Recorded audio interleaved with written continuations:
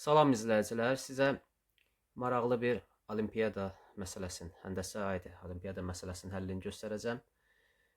Məsələ belədir, kompleks müstəvidə təpələri -8 üstəgəl i, 1 üstəgəl 2 i və 4 üstəgəl 6 i olan T üçbucağını götürək. T'nin daxilinə çəkilmiş çevrənin radiusu m vurulsun n çıx kök p bölünsün q şəklindədir. Burada m, p və q müsbət tam ədədlərdir və m ilə q qarşılıqlı sadədir. M plus n plus p plus q cəmini tapın. Bilirik ki, kompleks müstəvidə verilmiş z bərabərdir x plus y i nöqtəsini həqiqi müstəvidə x, y nöqtələr cütü şəklində yazmaq olar. O zaman üçbucağın birinci təpə nöqtəsini, yəni Z1 ilə işarə edək. Z1 bərabər -8 plus 1 i. O zaman həqiqi müstəvidə üçbucağın təpə nöqtəsi -8, 1 olar. Üçbucağın kompleks müstəvidəki ikinci təpə nöqtəsini Z2 ilə işarə edək. Z2 bərabərdir 1 plus 2 i. O zaman buna uyğun nöqtə 1, B1, 2 olar. Kompleks müstəvidəki üçüncü təpə nöqtə olan 4 plus 6 i-nin Z3 ilə işarə edək. Onda buna uyğun təpə nöqtə C ilə işarə etsək, C bərabərdir 4, 6 olar. İndi düzbucaqlı koordinat sistemi çəkək və bu nöqtələri, ABC nöqtələrini bu düzbucaqlı koordinat sistemində qeyd edək. Deməli, A nöqtəsinin koordinatları -8-in 1-ədir. -8-in 1-ədir. O zaman bu nöqtə olar A nöqtəsi. B nöqtəsinin koordinatları 1-in 2-ədir. Bura olsun 1, burada olsun 2. Bu da olsun B nöqtəsi. C nöqtəsinin koordinatları isə 4-ün 6-yadır. Burası 4, x-i 4, y 6, burada olsun C nöqtəsi. Onda sarı üçbucaq, yəni ABC üçbucağının daxilinə çəkilmiş biz çevrənin radiusunu tapmalıyıq. Üçbucağın daxilinə çəkilən çevrənin radiusu 2s bölünsün a plus b plus c və yaxud da ki, sahə bölünsün yarım perimetr. Belə də yazmaq olar. Burada sahəni koordinatlar metodları ilə tapmaq olar. Yəni, üçbucağın 3 təpə nöqtəsi verilərsə, üçbucağın sahəsini koordinatlar metodu ilə tapmaq mümkündür. İndi başqa bir metodla mən üçbucağın sahəsini tapacağım. Əvvəlcə bu üçbucağın tərəflərini tapaq.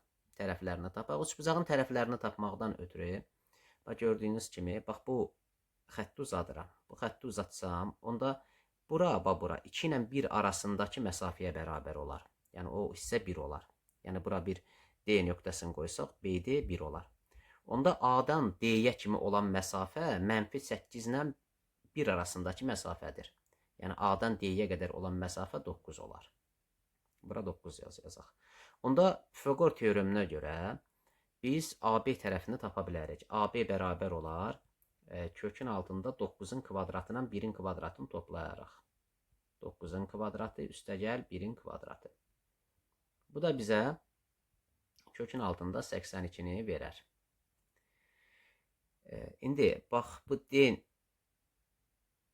D-dən AD parçasını birə uzadaq.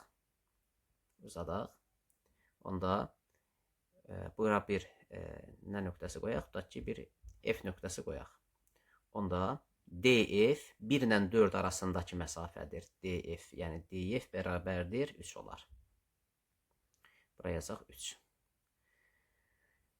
DF 3 olar. Onda A-dan F-ə qədər məsafə 9 üstəgəl 3 eləyər 12. C-dən F-ə qədər məsafə isə 6 ilə 1 arasında olan məsafədir. 6 ilə 1 arasındakı məsafə 5-dir. Deməli, C-dən F-ə qədər məsafə 5-dir. A-dan da F-ə qədər ümumi məsafə 12 oldu. 9 ilə 3-ün cəmi elədi 12. Onda Pifaqor teoreminə görə biz AC-ni də tapa bilərik. AC bərabərdir kökün altında 12-nin kvadratı ilə bu 5-in kvadratını toplayarıq. Bu da bizə 13 verər. Buradan, bax, bunu da belə uzadaq. Beldə uzadaq. Onda burası 1 olar. Burası 1 olar. 5-dən də 1 çıxanda burası 4 olar. Burada bir E nöqtəsi qoyaq. Yəni CE 4 olar. B-dən E-yə qədər məsafə o da 3 olar. Onda Pifaqor teoreminə görə biz BC-ni də tapa bilərik. BC də bərabərdir 3-ün kvadratının 4-ün kvadratının kvadrat kökü. Eləyər 5. Üçbucağın biz tərəflərinin hamısını tapdıq. Yəni bir tərəfi elədi 5. Bir tərəf elədi kökdə 82. Bir tərəfdə elədi 13. İndi üçbucağın sahəsini tapaq. Üçbucağın sahəsini tapmaqdan ötürü, yəni rəngli üçbucağın sahəsi S üçbucaq ABC bərabərdir nəyə? Biz buradan çıxmalıyıq bu üçbucağın sahəsindən. ABC üçbucağın sahəsini tapmaq üçün AFC üçbucağının sahəsindən ABD üçbucağının sahəsini çıxmalıyıq. SABD.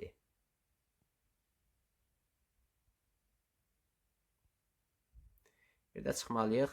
Bax bu, yəni bu üçbucağın sahəsini tapıb çıxmalıyıq.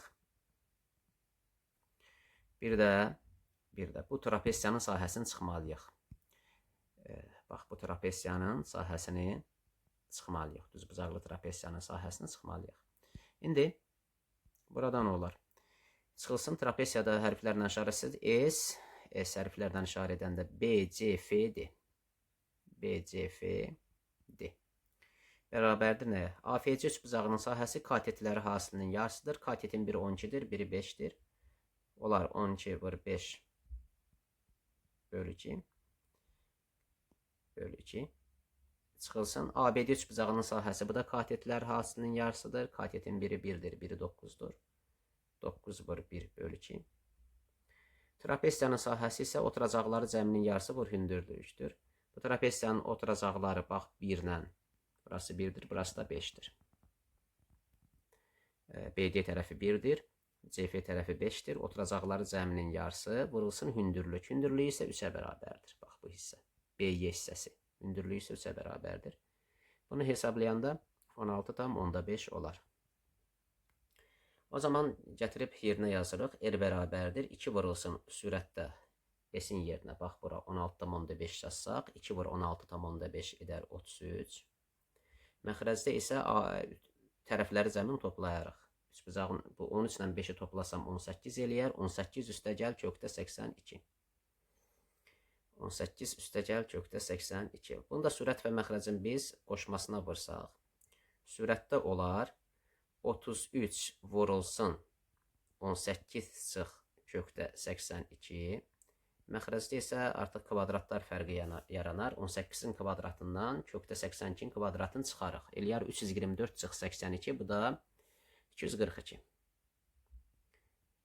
İndi biz demək olar ki, məsələni həll etmişik. Yəni, buradan, diqqət edin bura. Yəni, buradan biz erin qiyməti bax, yuxarıdakı kəsir idi. Yəni, biz burada M-i 33, Q-ni isə 242 götürə bilmərik. Məsələn, şərtində deyir ki, M ilə Q qarşılıqlı sadə ədəddir. Amma biz bura baxanda görürük ki, 33 ilə 242 qarşılıqlı sadə ədəd deyil. Bunların hər biri 11-ə bölünür. Əvvəlcə bunları biz 11-ə ixtisar aparaq. 11-ə ixtisar aparaq. 11-ə ixtisar aparsaq bunları, sürətdə qalar 3 vurulsun. 18 minus kökdə 82. Məxrəcdə isə 22.